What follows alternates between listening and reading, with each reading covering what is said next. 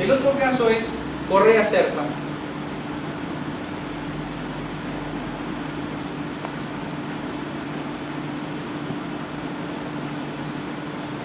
Este caso es muy importante, es de la Cámara Laboral de Mendoza, porque se admite el móvil y se entiende que el móvil es un daño que se le genera a la persona. Y se entiende que cuando se produce el móvil, esa persona puede acudir a los lineamientos de la ley de riesgo del trabajo, la ley 24.557. O sea, lo importante del fallo es que admite la aplicabilidad de esta ley. O sea, así como en algún momento yo despliego una actividad y me puedo cortar una mano por el riesgo del trabajo, la jurisprudencia, en el caso Correa Serpa, ha entendido que el móvil está dentro de ese riesgo del trabajo y entendió aplicable la ley 24.557. El otro caso es el caso Luques, de la Sala Sexta de la Cámara Nacional de Apelaciones del Trabajo de la Capital Federal. En el caso Luques se admite nuevamente el móvil, pero se lo admite sobre una base bastante particular, la ley 23.592, que es la prohibición de actos discriminatorios. Se entiende que cuando una persona ejecuta actos discriminatorios, hay móvil, según el caso Luques, y ese móvil está dado por la aplicación de la ley 23.592, que es la ley de prohibición de actos discriminatorios. Según mi criterio, el móvil está previsto en una ley, que es la Constitución Nacional, que es el artículo 14, que obliga a cualquier persona a garantizar al individuo condiciones dignas y equitativas de labor, y los tratados internacionales que tienen jerarquía constitucional y que son plenamente operativos en la Argentina. Si bien sería conveniente sancionar una ley del orden federal, el hecho de que no exista una ley tampoco nos impide que los jueces puedan aplicar esto, porque los tratados internacionales son plenamente operativos en nuestro país, ¿sí? Además, y acá viene lo que señalaba Jorge, y acá, el caso Beira, donde se admite la responsabilidad solidaria. En el caso Beira se trataba de Mónica Beira, le hizo un juicio a Editorial Perfil. Mónica Beira era una periodista que fue acosada, y acá viene el acoso horizontal y vertical, y lo que señalaba Jorge, ¿qué hago yo cuando el que tiene un poder de hecho me da la orden y el jefe se encubre? ¿Sí? ¿A quién demando? ¿A quién denuncio? ¿Sí? En este caso, yo creo que hay que denunciar al jefe y a quienes ejercen esa actividad de acoso. Pero esto no lo digo yo, sino que lo dice la jurisprudencia en el caso Beira. Mónica Beira era una periodista deportiva, trabajaba en Editorial Perfil y hacía notas de fútbol, ¿sí? Antiguamente, bueno, existía en el imaginario colectivo la idea de que las mujeres no sabían de fútbol, pero ahora cada vez más vieron que en los distintos programas deportivos hay una periodista, Lina Moine, que habla de fútbol, y hay muchas periodistas deportivas. Entonces, bueno, eso ya se superó también, pero en ese momento a Mónica Beira la querían echar de su trabajo.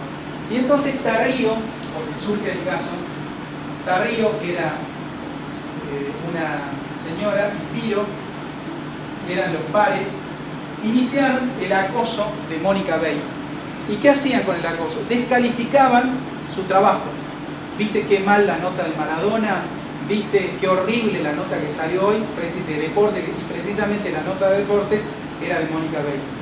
Finalmente Mónica Beira no resiste esta descalificación sistemática y le inicia una demanda a Editorial Perfil y a sus colegas, Mónica Tarrío y Piro, ¿sí? Yo me comuniqué con la periodista Mónica Tarrío para poder hacerle un reportaje y no quiso hablar del tema, me dijo que no le interesaba hablar del tema, porque yo quería saber que los hechos, cómo era, cuál era su versión de los hechos, para poder también incluirlo como un trabajo de campo. Así que no me fue posible conocer la versión de quién había sido en este caso, según el fallo, la acosadora. ¿Qué hizo la jurisprudencia? condenó a Editorial Perfil y solidariamente a Carrillo y Piro a abonarle una indemnización a Mónica Feynman, ¿sí? No sé si con esto contesto a tu inquietud, Jorge, ¿sí? Sería en aplicación al derecho privado. Sí. En la parte pública. En la parte, ¿cómo lo hacemos? sí, en la parte Sí, pública. el derecho administrativo. Sí. Sí. Hablado. ¿Cuál es el procedimiento que yo tengo que hacer como un empleado público Sí. para iniciar esta causa? Sí.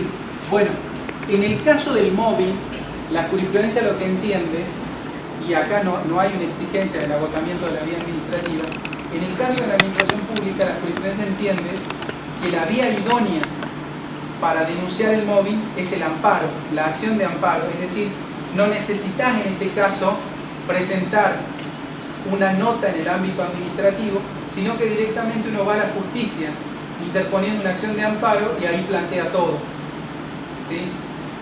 Es decir, el amparo nos exime del agotamiento de la vía y de seguir todo este sistema recursivo.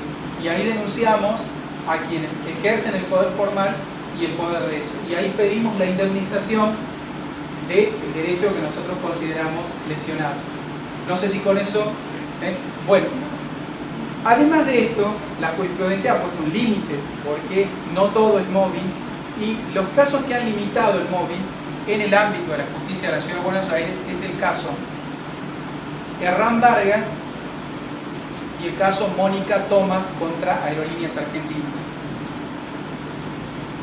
En el caso Mónica Tomás se trataba de una persona que era al mismo tiempo la novia del titular del gremio de los trabajadores de aeroportuario. Ella entendió que como consecuencia de la asignación de tareas en otro sector había móvil y que como consecuencia de que era la novia del titular de la entidad gremial, ella entendió que había un acoso moral. La justicia entendió que no había aprobado plenamente la situación de móvil. Y lo mismo ocurrió en el caso Herrán Vargas, donde la justicia entendió que no se había aprobado plenamente la situación de móvil. Pero acá viene un problema y podríamos hacer un esbozo teórico. Es muy difícil probar el móvil. Primero porque no hay testigos y el testigo trabaja en ese lugar. Es muy difícil que una persona quiera atestiguar por su amigo. Lo usual es que la persona le diga, mirá, yo tengo 5 hijos que mantener, no puedo ser tu testigo. Es razonable que sea así. Entonces se podría aplicar esto. Una figura que viene del derecho administrativo, que bien se puede aplicar en este caso. La figura se llama en francés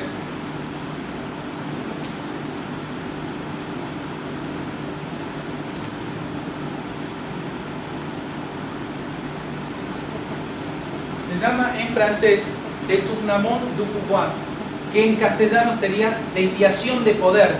¿Sí? Esto se utiliza en el derecho administrativo, pero bien podríamos trasladar esta institución al ámbito del móvil. ¿Cómo funciona la figura de la desviación de poder? Se trata de un acto que emiten las autoridades administrativas que tiene todos los visos de legalidad, pero que en el fondo no encubre la satisfacción del interés general, sino que encubre un interés personal, ayudar a una persona o un sentimiento de venganza. Un ejemplo clásico de desviación de poder. Supongamos que yo quiero designar a mi amante en un cargo en la administración pública. Entonces, está la partida presupuestaria, está. Mi amante además tiene especialización en derecho administrativo, también la tiene. Es abogada, también. Tiene trayectoria en el derecho administrativo, también la tiene. Entonces yo propicio que se la designe directora general de asuntos jurídicos. ¿El acto administrativo es válido? Sí. Si a mí me preguntan, mire, no es porque yo sea mi novia o tenga alguna relación, sino porque está preparada, tiene una maestría en Derecho Administrativo en la Universidad de París, la conocí ahí, tiene además una trayectoria en el Derecho Administrativo, da clases y está la partida presupuestaria, la vacante está. Todos sabemos que no es por eso que la designé, todos sabemos que la designé porque es mi amante, ¿sí? Pero ¿cómo hago yo para demostrar eso? ¿Sí? Mediante la figura de la desviación de poder. ¿Y cómo demuestro eso? Mediante meros indicios. ¿Sí? Una exigencia mayor importaría imponer al individuo la carga de la prueba diabólica. Porque imagínense, nadie estuvo viendo cómo yo me acostaba con mi amante. ¿Sí? No puedo nunca mostrar, salvo, no sé, una situación extrema que nos encontremos en un hotel de alojamiento, pero es imposible, ¿sí? Prácticamente demostrar que por ser amante yo designé una persona en ese cargo. Entonces la jurisprudencia argentina entiende que la desviación de poder se demuestra simplemente con meros indicios, porque como es un móvil subjetivo, una exigencia mayor, una plena prueba, importaría exigirle al individuo la carga de la prueba diabólica. Eso mismo yo entiendo, la figura de la desviación de poder, es lo que debería exigirse como prueba en el tema del móvil, los meros indicios para demostrar esto. ¿Cómo demuestro en el caso de que yo designé a mi amante, cómo demuestro esos indicios de que había desviación de poder? Mi amigo tardó 6 meses en ser designado y mi amante en 2 días ya estaba designada y ocupando el cargo y con el despacho. ¿Sí? O sea, quedan pruebas en el expediente administrativo o casualidad. Al otro día intervino presupuesto y ese mismo día salió el dictamen de jurídico. Cuando lo usual es que el dictamen de jurídico por lo menos tarde 10 días. ¿Sí? Esos indicios son demostrativos de la desviación de poder. Eso mismo, la desviación de poder del modelo francés, se podría aplicar como mecanismo de prueba en el móvil. Con meros indicios yo podría demostrar, o a mí me debería el ordenamiento jurídico admitir como prueba, porque como se trata de una violencia sigilosa, subrepticia, secreta, no hablada, la plena prueba es imposible. Entonces nadie podría demostrar la existencia de móvil. ¿Sí? Este es un ensayo teórico que yo sostengo de hacer un aporte del derecho administrativo para la construcción del móvil. ¿Sí? Bueno, ¿qué podemos hacer para mejorar el tema del móvil? En primer lugar, yo creo que es importante tener en cuenta algo. La figura estelar del móvil es el jefe. Y yo creo acá que una de las particularidades del jefe es la falta de liderazgo y la incapacidad para motivar al personal humano. ¿Cómo podemos hacer para motivar y ser verdaderos líderes? Lo que ocurre en el ámbito de la administración pública es que no hay un concepto equivocado de jerarquía. Ustedes saben que la jerarquía es la posibilidad de ordenar, de controlar el cumplimiento de esa orden y, en definitiva, de aplicar una sanción. Este concepto viene del derecho canónico medieval, ¿sí? Pero no podemos trasladar ese concepto medieval al siglo XXI, en una sociedad dinámica, cambiante, fluida, con otras necesidades. Entonces, a mí me parece que lo primero que debemos reformular es el concepto de jerarquía. Para mí jerarquía, además de dar una orden, de controlar y de aplicar una sanción, por supuesto que es eso, jerarquía, pero jerarquía también es motivar al personal humano y tener pericia técnica, porque si no, dejo de ser jerarca en 2 minutos. ¿Sí? ¿Cuánto tarda una persona en darse cuenta si el jefe sabe o no sabe? En menos de medio segundo sabemos si viene acomodado, si sabe, si no sabe. Bueno, entonces, me parece a mí que lo primero que tiene que saber una persona que ocupa un cargo gerencial, un cargo jerárquico en la administración, es tener un concepto moderno de jerarquía. Y además tener un concepto acerca de liderazgo. Porque mucha gente cree que liderazgo es ocupar una posición. Liderazgo no es de ninguna manera ocupar una posición. Liderazgo es capacidad para tener seguidores. Y seguramente ustedes ya son líderes, porque tienen gente que los acompaña, que los sigue, que les pide consejos.